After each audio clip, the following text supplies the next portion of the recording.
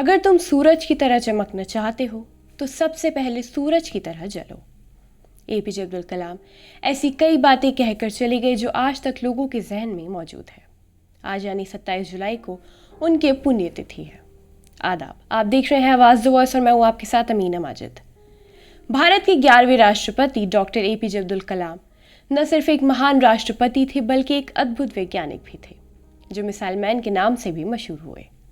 Doctor कलाम ने हमेशा एक सादा जीवन गुजारा। राष्ट्रपति पद पर पहुंचने के बाद भी उन्होंने अपनी सादगी और सरल बर्ताव नहीं छोड़ा और वो वैसे ही रहे। एपीजे अब्दुल कलाम का जन्म 15 अक्टूबर 1931 को भारत के तमिलनाडु के रामेश्वरम में हुआ था। वो अपने भाई बहनों में सबसे छोटे थे। उनका बचपन एक मछुआरे के घर बहुत ही परेशानियों से गुजरा था। 8 साल की उम्र में अब्दुल कलाम अपनी पढ़ाई का खर्च निकालने के लिए अखबार बेचा करते थे और इसी मेहनत और लगन की वजह से वो पूरी दुनिया में मशहूर हुए और लोगों के लिए एक इंस्पिरेशन बनकर सामने आए। कलाम साहब मजहब को बहुत हद तक व्यक्तिगत रखते थे। वो मुसलमान थे और आम मुसलमानों की तरह रोज़ा नमाज करते थे, लेकिन कभी इसे प्रदर्शित करने की कोशिश नहीं की। जबकि वो अपने पैतृक शहर रामेश्वरम के मदरसे में पढ़े हुए थे।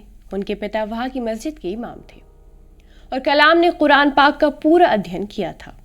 एक किताब में वो लिखते हैं कि जब भी वो किसी गंभीर समस्या में उलझ जाते थे तो फज्र की नमाज में उसका हल उन्हें मिल जाता था।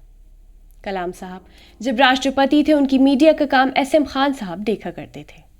उन्होंने भी कलाम साहब पर द पीपल्स प्रेसिडेंट नाम से एक किताब लिखी थी जिसमें उन्होंने बहुत अहम बातें बताई थी। He was not married, but alhamdulillah he had a large family. उनके भाई और भाइयों की बच्चे और बहनों के बच्चे, और मतलब वो हमेशा उनको अपनी फैमिली ही मानते थे क्योंकि उनका अपना इमीडिएट तो कोई था नहीं, तो वो उन्हीं के बच्चों को अपना उसी तरह से ट्रीट करते थे। And he always used to say that. और उनके जो बड़े भाई थे जिनका उनकी डेथ के बाद हुई 102 साल की उम्र में, उनको वो बिल्कुल अपने फादर की तरह मानते थे। उन्हीं के बड़े भाई ने मेरी किताब का फॉरवर्ड भी लिखा था। वो रामेश्वरम में थे, मैंने उनसे रिक्वेस्ट की थी। तो वो फैमिली से बड़े अटैच थे, मगर वो कभी भी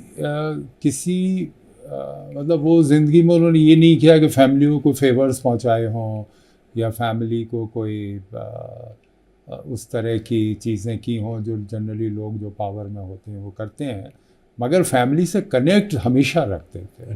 83 साल की उम्र में पहुंचकर भी कलाम साहब रिटायर नहीं हुए थे और उसी वजह से वो जीवन जी रहे थे जैसे कि वो बरसों से जीते आ रहे थे। और 27 जुलाई 2015 को उन्होंने दुनिया को अलविदा कह दिया, लेकिन उनकी बातें आज भी लोगों के दिलों में घर करी हुई हैं। अगर आपको हमारी वीडियो पसंद आई हो तो हमारी हौसला अफजाई के लिए चैनल को सब्सक्राइब करना ना भूलें।